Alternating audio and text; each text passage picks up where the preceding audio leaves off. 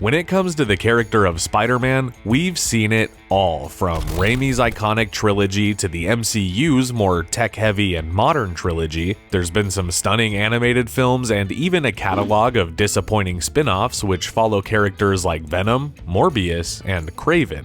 We even have the upcoming Marc Webb, which promises to deliver yet another mediocre spin-off in Sony's ongoing attempts to give us Spider-Man movies that don't feature Spider-Man. But tucked away in the depths of the Spider-Verse is Marc Webb's 2012 reboot, The Amazing Spider-Man, a film that was released just 5 years after Raimi's disappointing third installment of the Toby Maguire era, and was marketed to be the untold story of Peter Parker, and capture the darker elements of the character and his origins. This, of course, is hot off the success of Christopher Nolan's Batman Begins and Dark Knight films, which added a prestige touch to the comic book genre and pushed studios to make darker fare out of their own IPs. Now, the topic of Andrew Garfield as Spider-Man is one that, in recent years, has seen somewhat of a resurgence, as Garfield's appearance in No Way Home gave audiences a chance to see him finish his character arc and swing into the sunset one last time. Or was it? With recent talks online of superhero fatigue and cameo-driven muck, it gets easier and easier to believe that the once-anticipated Amazing Spider-Man 3 may still be in the cards for fans of Garfield's take on the webhead. But for me, I'm holding out any hype until I've gone back into the Marvel vault and taken a proper retrospective look on Marc Webb's original installments, and see how they stack up against the iconic and not so iconic films in this ever-expanding library of wall-crawling cinema. So, if you're ready, then refill your web shooters and aim them directly at the like button, and let's take a look back on 2012's The Amazing Spider-Man. Forget that, I'm not gonna talk about them, I'm gonna talk about me, okay?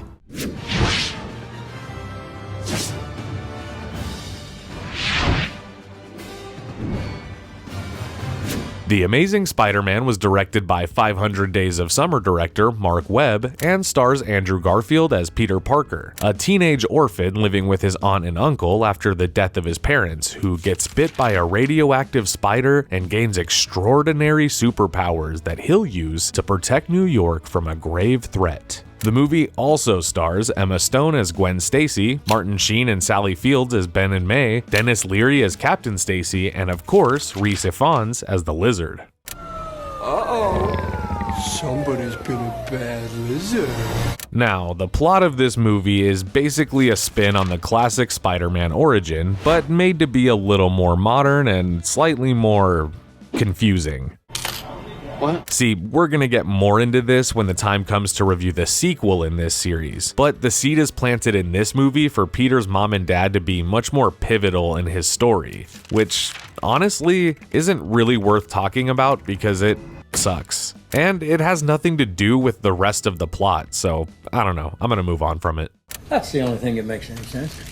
So, when we're introduced to Peter, we're automatically blasted in the face with the idea that this movie is not the same as the previous ones. The character of Peter Parker was mostly faithful in the Raimi films. Toby Maguire was meek and dorky and had a charming quality of being oddly outdated in tone. I like that, actually. It's kind of how I imagine Peter Parker would be. But what I wasn't ready for at the time was a new and cool Peter Parker who rode a skateboard and had edgy clothes and a chiseled jaw. Andrew Garfield's take on Peter is not so much a bullied loser, but more of an antisocial, sort of too cool for school kind of kid, which, rewatching this now, feels a little outdated in its own way. For example, both Toby Maguire and Andrew Garfield will occasionally mumble lines of dialogue that are difficult to hear, but where Toby's Peter sounded shy and insecure, Garfield's Peter sounds more like he's going for sexy. I really like kissing you.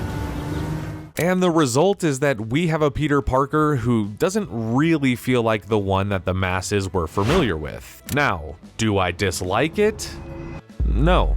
I think after seeing all three Spider-Men together in No Way Home, I have a new appreciation for the differences between each one. Another pretty big change is that this movie has Gwen Stacy being Pete's love interest, and there was no MJ to be found. Not to be confused with Spider-Man's other girlfriend, Mary Jane Watson, who is a skank and doesn't love him like I do.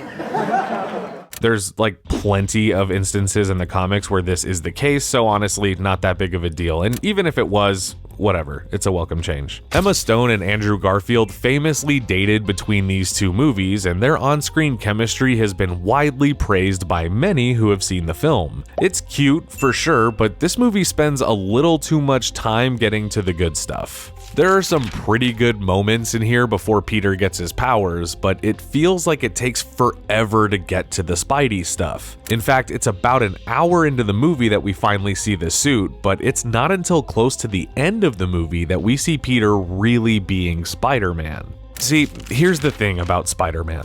When we think of Peter Parker, we usually picture him being sarcastic, snarky, quippy, and whatever other words go with that attitude. But he's also usually a good person at heart. Peter's origin always has the initial anger that comes from Uncle Ben's death. I mean, it's a classic tale. But I think that with this movie, they take the anger a little too far into unlikable territory. Even when Spider-Man is in his early stages, he goofs around with criminals that he takes down, and he makes his little jokes, and he keeps it lighthearted in tone. But Garfield in this movie really seems more like Flash Thompson than Peter Parker. When he finally goes on his first patrol as Spider-Man, he kinda comes off as mean-spirited and a little bit too much of a dick. Also, his quips aren't that funny in this scene, which I've almost gotten used to after so many cheap MCU jokes in the new trilogy. And while I do like Andrew Garfield as the character much more than I used to, this kind of punk-ass version just,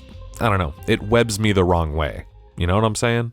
I just did 80% of your job, huh? That's how you repay me? However, at about an hour and 15 minutes into the movie, when Peter finally gets to display some of the heroics we've been desperately waiting for, it is so worth it. Who are you? Spider-Man.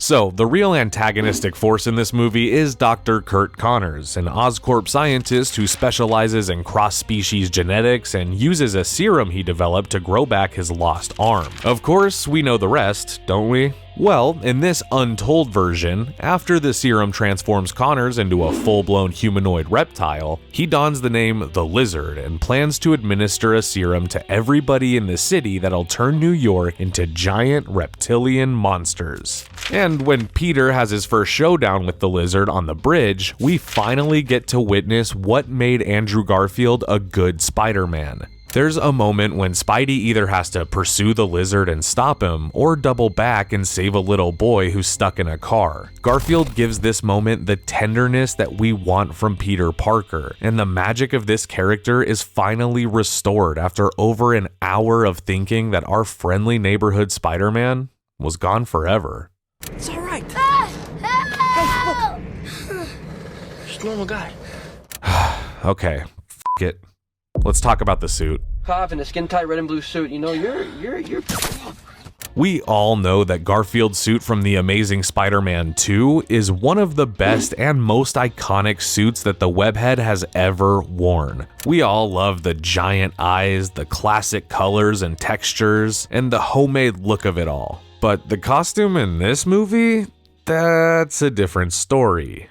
Okay, look, we've all heard the jokes, yeah? It looks like a basketball. The yellow tinted eyes look stupid. The shoes are really fucking weird. The whole thing just does not look like Spider-Man.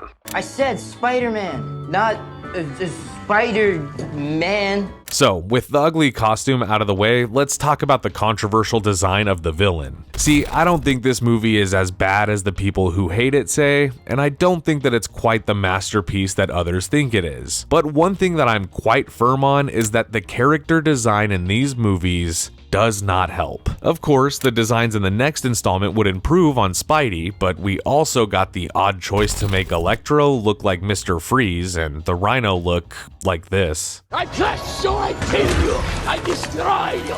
You want me to come down there so you can kill me? Yes! And Marc Webb is a good director, but one thing that requires a lot of care and attention when you make a Spider-Man film is the look of Spider-Man, and that includes his villains. The design of the lizard isn't completely hopeless, but the round head and face kind of make him look more cute than scary.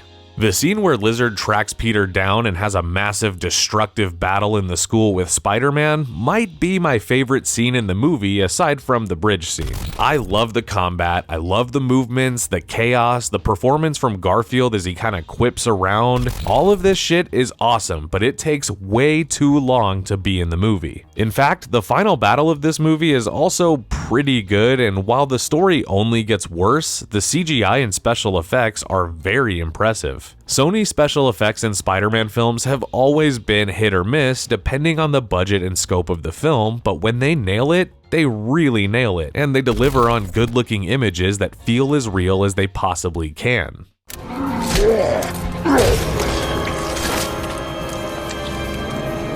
So, Spidey takes down the lizard after Captain Stacy dies on the job, and Peter swears to break things off with Gwen Stacy to protect her from his new life as a super-powered vigilante, which lasts for about 5 minutes until he changes his mind. And then the movie ends. But then we get a post-credit scene that teases Peter's father as a more important element in the story. What a waste. So, at the end of the day, this movie is a mixed bag for me, but I must say that knowing what we know now, and after all the later Spider-Man films we've gotten, this movie is more than a forgotten reboot. It's a modern spin on a classic character, and it speaks to the Spidey lovers of the Ultimate Spider-Man era, and gives a bold new design to the rogues and villains in this beloved universe. If you're in the mood for a throwback that has some good, and some bad, and some ugly, this is ultimately a good time, so watch 2012's The Amazing Spider-Man.